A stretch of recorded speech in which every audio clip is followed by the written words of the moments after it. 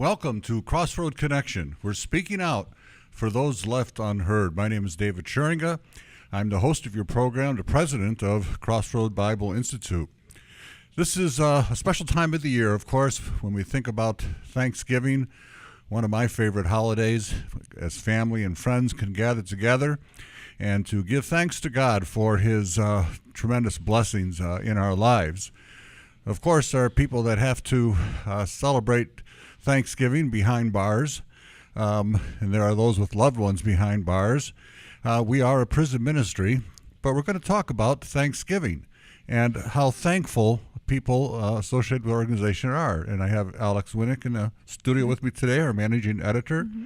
Thanks for having me. Yeah, welcome. Good to have you back on the show. You found some excerpts from letters. Yes. Are these from instructors, from students, from both? Or? Yeah, from both. Mostly from our students today. When I was thinking about, what kind of letters to bring on this program, what really stood out to me was just all the wonderful letters written to instructors, thanking them for their personal letters and their mentoring. But I also have one from an instructor as well. So.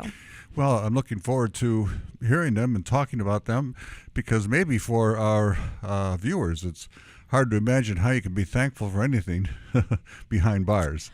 It's not a lovely existence. Yeah. And, you think you'd be filled with regrets, maybe, or maybe even anger. But Thanksgiving, giving thanks, that's a whole different attitude, isn't it? To have an attitude of gratitude when you're in a tough place. Yeah, sure. And obviously every person that's in prison has a different experience, and we don't want to speak for everybody, but across the board, certainly a big theme for our students is, being thankful even in the midst of very difficult times for them, whether it's family members who don't write them or just the prospect of a very long sentence and not, reuniting with their family anytime soon. So it's really humbling to read their perspectives on just how they, are coping with the holiday season, and also come out with a lot of hope as well. Before we get into these letters, Alexa, what are you thankful for this year as a young lady, married, working at Crossroad? What are you thankful for? Of course, this is not Canadian Thanksgiving, right? I was going to say. It's my Thanksgiving was a month ago, so We should have done a special Canadian Thanksgiving. Well, I'm just program. Extra thankful. I get 2 Thanksgivings a year, so I think just bottom line, living in North America right now makes us all, pretty small percentage of the world's population that has so much, and so I think just, living here is always a gift. I'm really thankful for health this year, and maybe everyone can, think about the broad things they're thankful for, but yeah, health is one thing. I had, a health issue over the summer that was, just kind of reminds you every day you are healthy. That's, don't take that for granted. It can change so quickly. So there's that. And, just with so much going on in the world right now, it almost seems like this year maybe we're all thinking about those difficult things with, the Ebola crisis and just the unsettled situations in the Middle East. I think maybe around the world we're kind of feeling a little uneasy, and I think that's a good observation. Yeah. It just everything seems to be falling apart, doesn't it? Yeah, and I know, you look across history and we go through periods of time and movements where that happens. So this time is really no different, but it is a reminder that we need to be thankful every day that we do have, with loved ones, with family, and even as I prepare for, letters from prison for today, and I'm reading people's stories, just, our lives can change so quickly in an instant, and we have really so little control over, what family we're born into, where we grew up. So those are things to be thankful for, if, we have family and all that. So. Well, I hope that these letters, when we think about their situation, will be helpful for us to be more thankful as well, because Oh, our for sure. situation Yeah. is certainly better than theirs. Well, yeah, and that's how I always feel when I read the letters. It's almost more helpful for me to read what their students are writing. So. Well, let's go for it. Sure. Yeah. Let's start with Lavoy in Washington. He says, "This is a letter of sincere and dear thanks for the card you sent me," talking to his instructor. "The holidays have put me in a depression that has been tough to shake off. I cried and prayed this morning and was led to scripture that assures me of God's love and faithfulness in providing for us. It reminded me to be grateful, and my CBI instructor came to mind. What a gift your card is. It made me feel warm when I received it. I felt special when I opened it, saw who it was from, and that it was personally signed by you." Boy, he definitely got the point, and that's right. We hear that the holidays are definitely the most difficult time for people in prison, huh? Simply because I said we're used to getting together with family and friends, and it's not the case with them. Right. But that instructor was thoughtful enough to send a special card, and what it meant to him. I mean, he's grateful for a card. Yeah. I mean, we're so used to that stuff. We barely open them anymore. Right. But when, many of our students, their family stops writing them, and some families, have very good intentions and start off, really involved. But that can drop off very easily just with distance and, just how difficult it can be to, go visit in the prisons, depending on which one it is. So that often drops off and leaves for some very lonely times during the holidays. So. It struck me that he was even grateful that it was actually signed. Personally signed. So he knows that we don't have some kind of big machines that are stuffing these envelopes. Right. He's more than just a number to us. It's very, very personal. For sure. Yeah, great. Let's go again. Okay. This is Morganda from California. And she says, "It is a wonderful feeling. A lot of us in here feel like we have no one. Receiving a letter from a CBI instructor with the notes from the corrected lessons show us someone cares. For a lot of us, it's the only letters and mail we receive. Thank you. You have been a true blessing to my often sad life." So. Well, that underscores what we've pointed out many times, that for, I guess like 80% of prisoners get no personal mail. And they will sign up sometimes simply because they hear that there'll be personal letters. Right. And they'll do it just for the mail. Yeah. Which is fine with us. Right. But it's a everyday mail call come and your name is not called. That's pretty tough. So right. Well, I just remember being in college and how fun it would be when you opened your email and saw there's a parcel waiting for you or there's mail waiting for you, at the post office. I can just imagine, in prison and not so great circumstances, how much more that would mean to you. I might be able to identify with it at my age because, in college, when I was in college, my wife and I were in two separate colleges. She was in Calvin and I was at Trinity in Chicago. And they didn't have emails. Sure. At that time. Yeah. And there was only one phone in the basement that you had to stick quarters into and stand in line for. Oh, boy. So the letters to each other were really the only form of constant communication that we could have. And I would get that when that letter would come. I still have all her letters. But when I received that letter, just meant the world. You'd read it over and over again. Yeah, of course. Well, this is the only real communication that they have too. With for the many outside, of them, yeah. Many, yeah. So this is just a very special way for them to be able to stay in contact and to, and you don't take it for granted. Right. Yeah, and that same goes for our, send a card program. That's the whole reasoning behind it, that there's either a name or, something handwritten that they can see someone took time and effort into this. Yeah, in fact, right now, the Sunday card, the Christmas cards are flown into the office, and we're sending them out to the people in prison.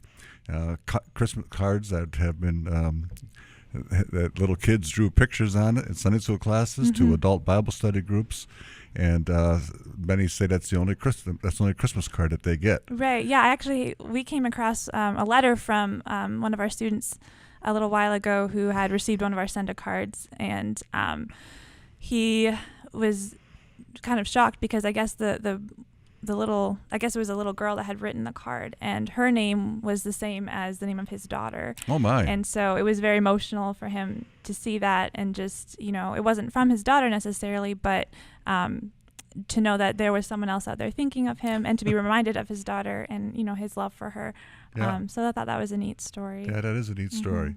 Well, we have more Thanksgiving letters that we're going to be talking about. So we'll be right back after this. Stay with us. Correcting Bible study lessons is crucial to helping inmates. To partner with CBI in this safe and secure role, please visit us at cbi.fm on the web. Welcome back to Crossroad Connection. Happy Thanksgiving to all of you as we are celebrating this special time of the year. And our letters from prison revolve around that particular topic as well. At first you might wonder, well, what is there to be thankful for in prison? Well, we're finding out. And I have with me Alexa Winnick, our managing editor and executive associate. So you got some more for us? Yeah, I thought maybe we could hear from one of our instructors. Oh, okay, great. Change it up a little bit. So this is from Lucy in Oregon.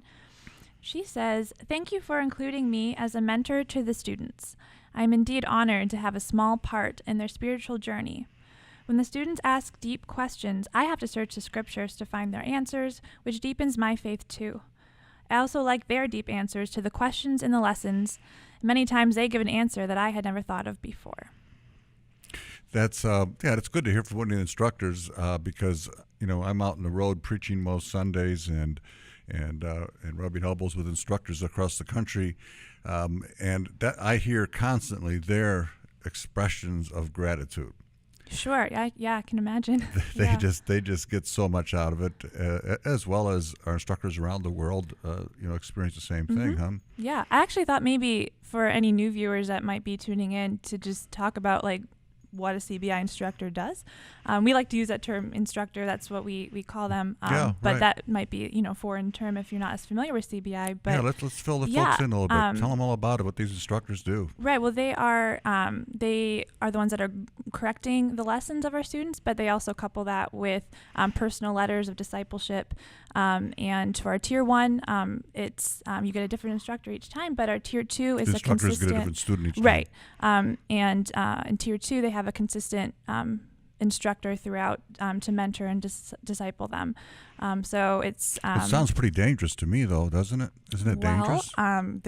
There's safe and secure mechanisms we have in place to ensure that nobody's going to come to your house or get them. No, that's not, as far as I know, not going to happen.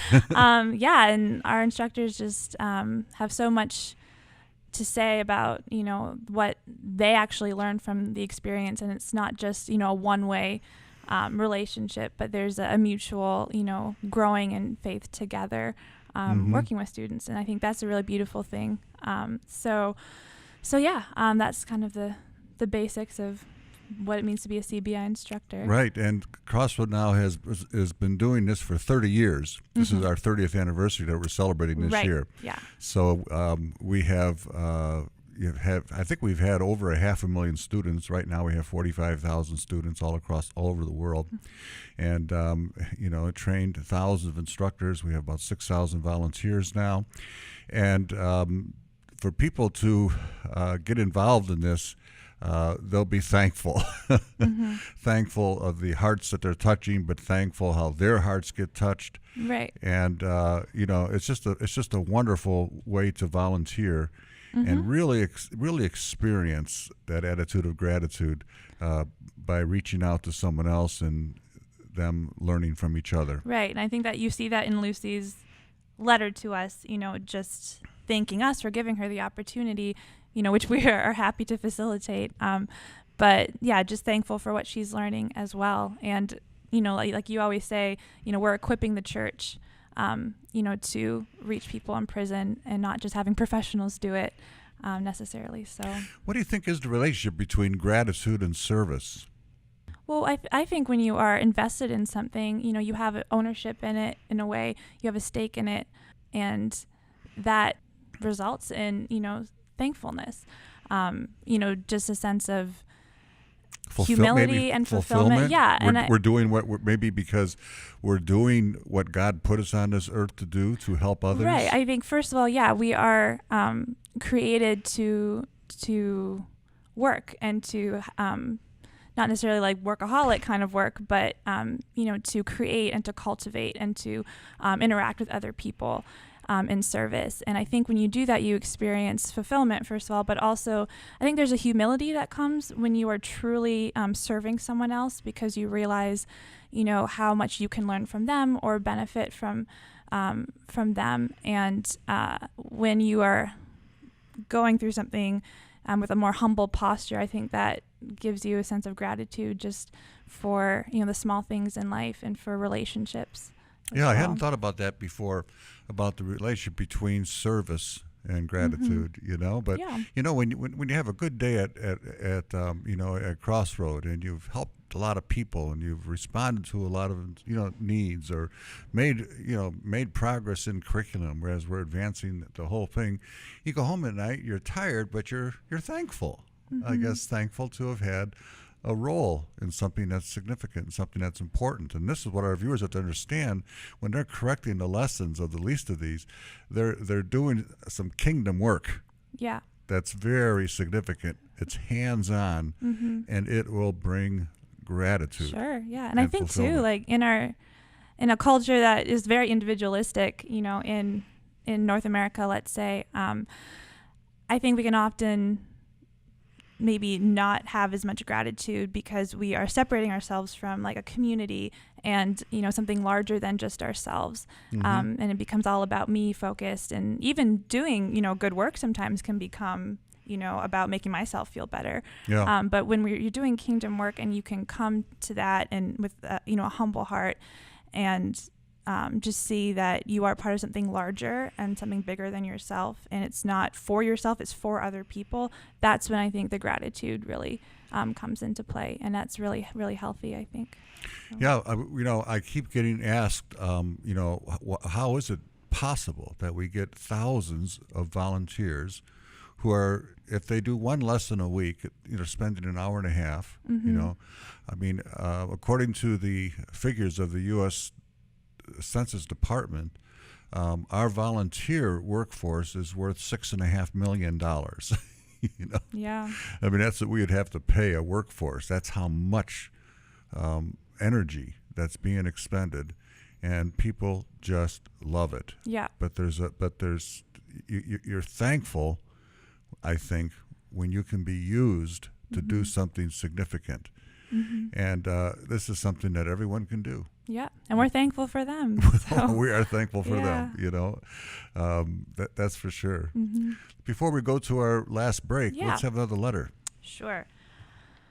This is a short and sweet one. So this is Michael from North Carolina.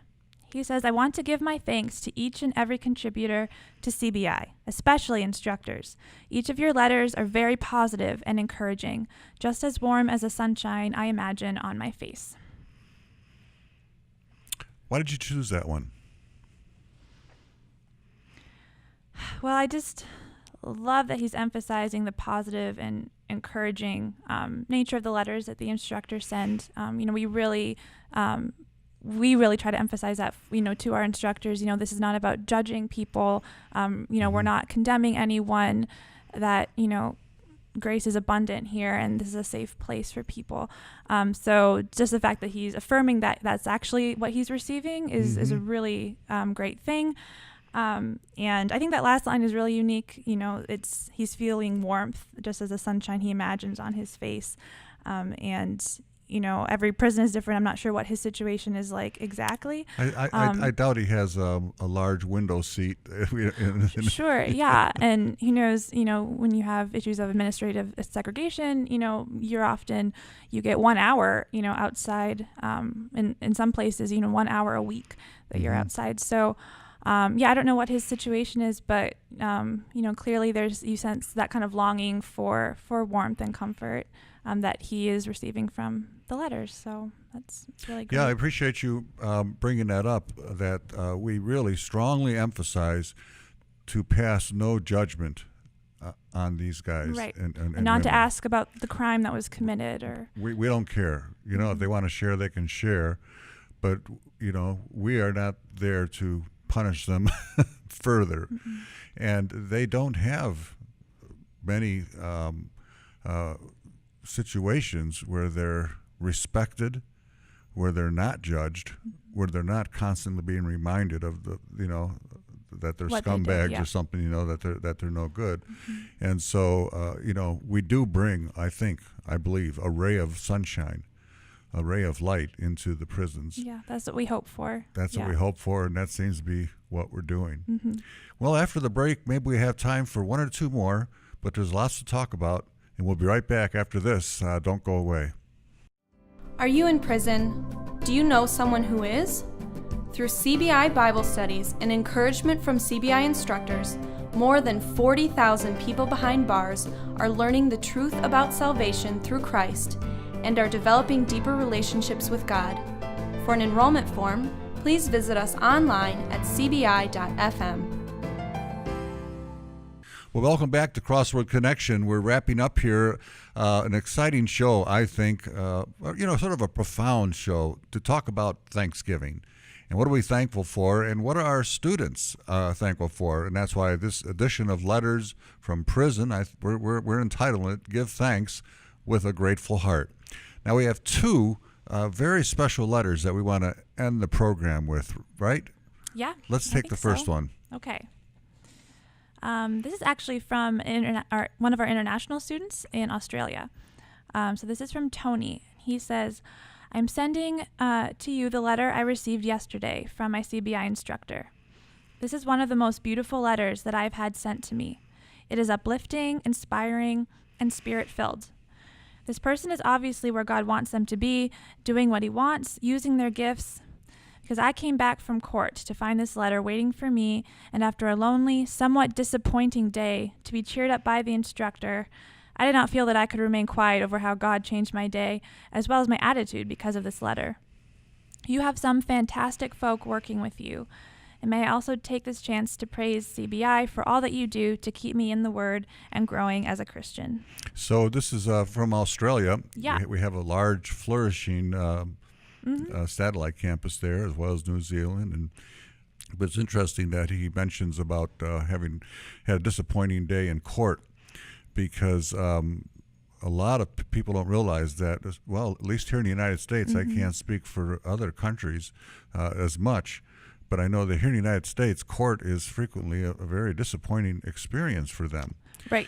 And part of the reason for that is the inadequacy in this country of our public defense system, which is in much worse shape than we realize. We thought, yeah. Michigan's is horrendous.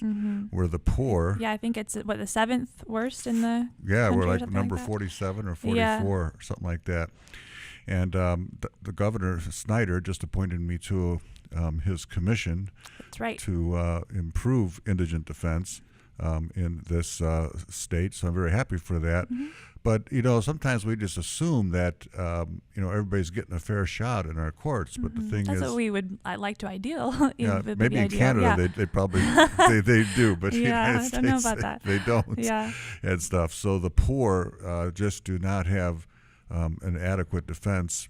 Public defenders are overworked, sometimes incompetent, and they, so it's kind of they can't win in court hardly because Right, they and don't I have- they don't- imagine you could go with expectations that something could change, or you will be represented well, and then if perhaps because of an overworked public defense attorney you get 5 minutes or to half an hour, just only that amount of time beforehand, that could be pretty disappointing. I imagine. So they don't get that adequate defense, so they come home, go back to prison after a bad day in court, and there sits a letter from a CBI instructor telling them how important they are and how special they are. Yeah. We want to try to change the system and help the system, but in the meantime, we got to encourage these guys and help these guys personally to be of good cheer that God is on their side, and we want them to be able to experience the gratefulness of being a child of God, huh? Yeah.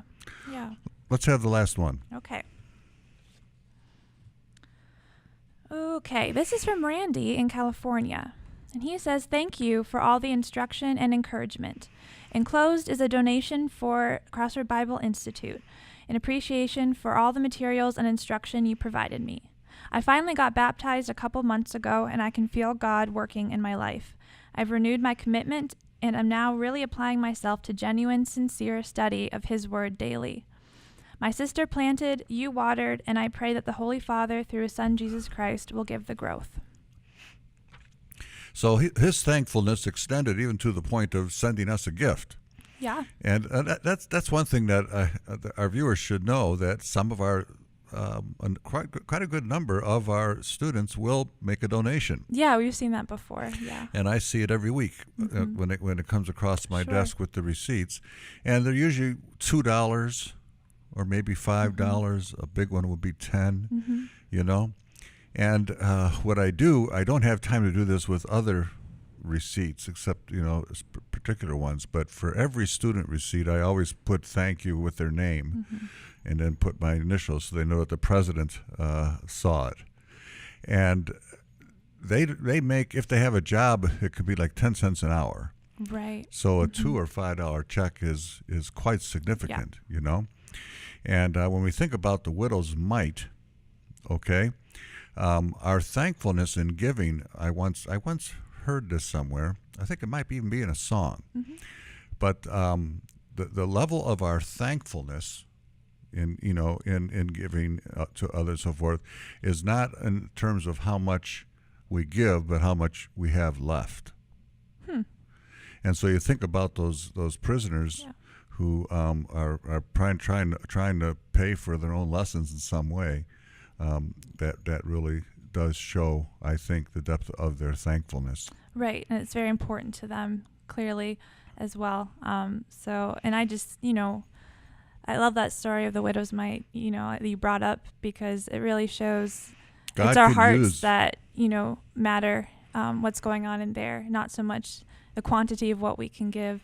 And that can apply in, so many aspects of life, but it's a really beautiful thing to see that in our students, so that they are realizing that as well. Right. And I don't want to misinform our viewers. I'm not asking them for money at all. We don't do that on public cable television to request money or sell stuff, But I think it's okay that I can show them as a dimension of thankfulness of the students. Right, and highlighting that our students, through the encouragement and the letters from the instructors, are seeing themselves as active participants in the kingdom as well. Yep. And that's what we want, because that's true. And, you that's bet. Great. So, well, let me thank you, Alexa, for putting together this program and these letters. I think they're very, very helpful. And thank you for being with us. If you would like to experience the thankfulness of serving God in a special way, I'd like to offer you an opportunity to become a Crossroad instructor. Go to our website, cbi.tv. Go to the Get Involved flip, or what do we call those? Tabs. You got it. And then you'll find all the information you need, or call us at call us. There's a number on the screen, and become a Crossroad instructor. If you can help us out in English or Spanish, and you can transform your holiday season into one of gratefulness and thankfulness, because you are helping those who are in need. Thanks for watching, and we hope that we'll see you again right here next week.